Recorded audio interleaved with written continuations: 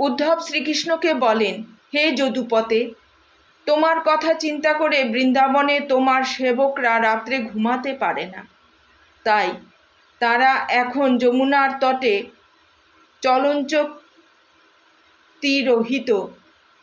হয়ে পড়ে রয়েছে।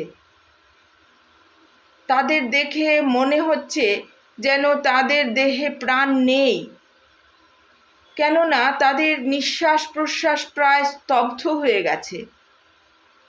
এটি কৃষ্ণ বিরহজনিত অচেতনতার একটি দৃষ্টান্ত। শ্রীকৃষ্ণকে একবার বলা হয়, তুমি হচ্ছ ব্রজবাসীদের জীবন, তাই বৃন্দাবন ছেড়ে চলে গেছো বলে তোমার সমস্ত সেবকেরা গভীর বেদনা অনুভব করছে। প্রখর সূর্য কিরণে সরোবরের পদ্ম যেভাবে শুষ্ক হয়, তোমার বিরহজনিত তাপে তারাও সেভাবে দগ্ধ হচ্ছে।